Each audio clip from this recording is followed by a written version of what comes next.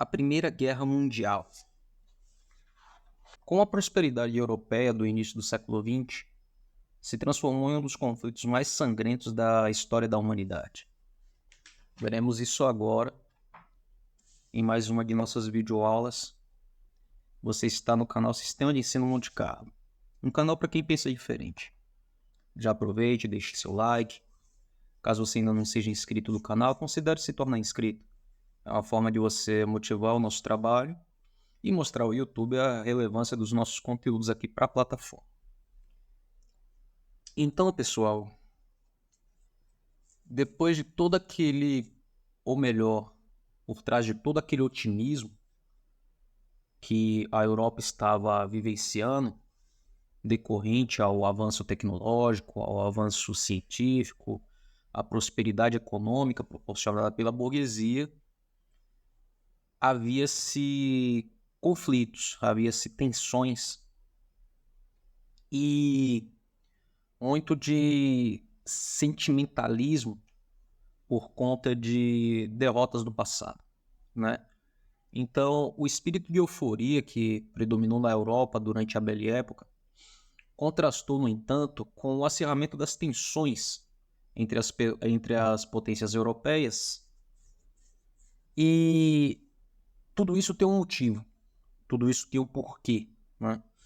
O rápido crescimento industrial da Alemanha, após a formação do Estado Nacional Alemão em 1871, ameaçava a supremacia econômica mundial da Grã-Bretanha e criava uma intensa disputa imperialista entre as nações.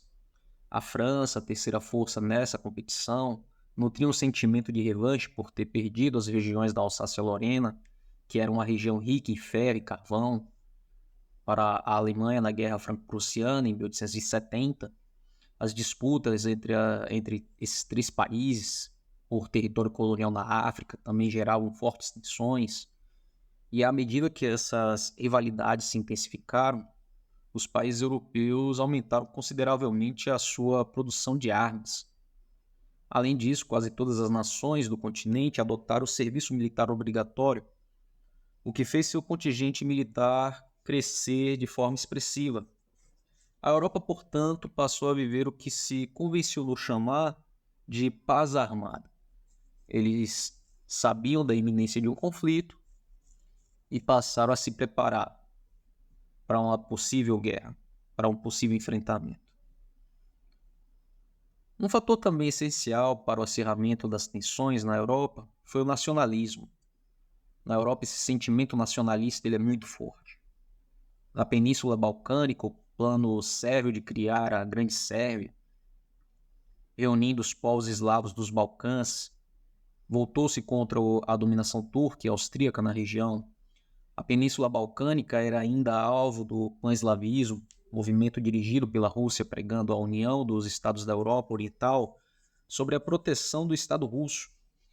Havia também o pan-germanismo, que pregava a reunião dos povos de origem germânica em um único estado liderado pela Alemanha. E as rivalidades entre os países motivaram a criação de acordos econômicos, políticos e militares entre eles. Por meio desses acordos, dois blocos opostos foram criados.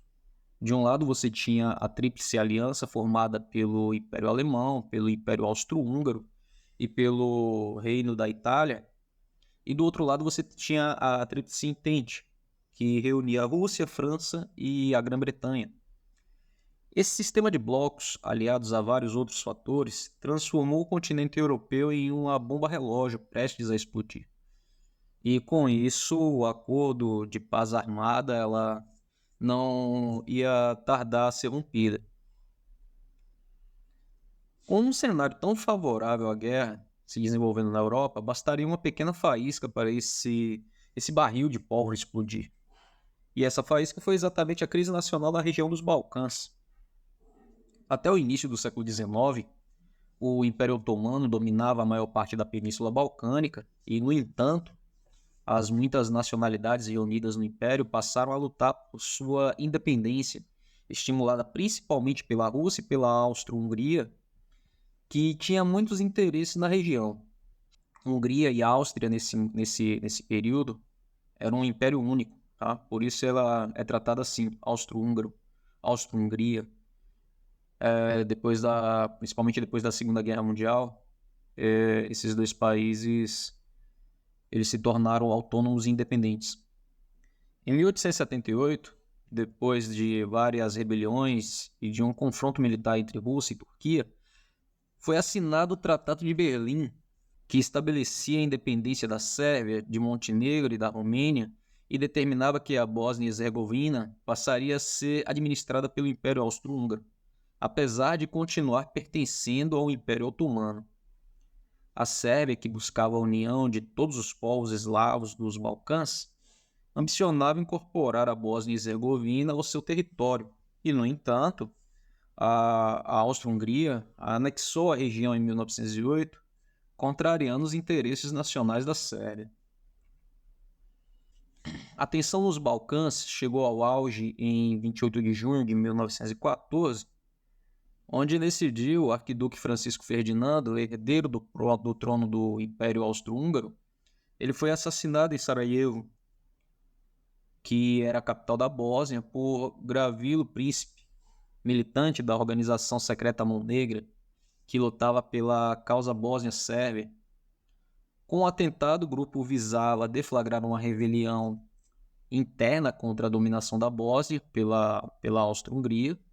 A Áustria, em protesto, enviou um ultimato à Sérvia com uma lista de exigências que não foram acatadas integralmente. A Áustria revidou, declarando guerra à Sérvia. A Alemanha, líder da Tríplice Aliança, declarou seu apoio à Áustria, enquanto a Rússia, que integrava a Tríplice Entente, declarou seu apoio à Sérvia. Aos poucos, vários outros países entraram na guerra por seus próprios interesses, aderindo um ao outro bloco, e dessa maneira o sistema de aliança se transformou um conflito regional e uma guerra global. O entusiasmo nacionalista tomou conta da boa parte das populações dos países em guerra, e assim estava instaurada a Primeira Guerra Mundial.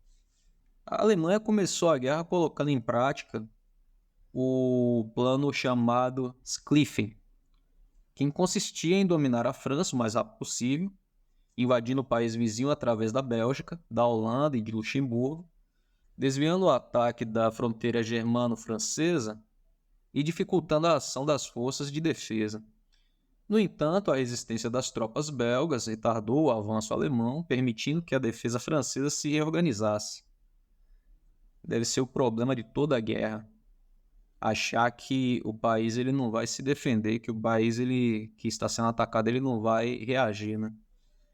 A partir desse momento, o modo como os combates se desenvolveram ficou conhecido por guerra de trincheiras. As trincheiras eram redes de valas cavadas no solo, onde os soldados se escondiam aguardando o momento de atacar. Chegada a hora, os soldados escoravam-se nos parapeitos de saco de areia para atacar a trincheira inimiga, e de ambos os lados, muitos eram atingidos fatalmente. Quando parecia que o inimigo tinha sido derrotado, novas levas de homens saíam da trincheira, atirando por cima do parapeito, geralmente protegido por rolos de teias de arame farpado. E os combates realizados em território francês, belga e suíço representavam a frente ocidental da guerra. Os poucos recuos ou avanço das partes envolvidas deram um caráter estático à guerra, o que marcou a primeira fase do conflito. Na impossibilidade de vencer o inimigo por terra, foi no mar que a tecnologia bélica decidiu os rumos da guerra. Submarinos e navios alemãos e ingleses buscavam afundar a carga de suprimentos destinadas à população civil para impedir que o inimigo se abastecesse.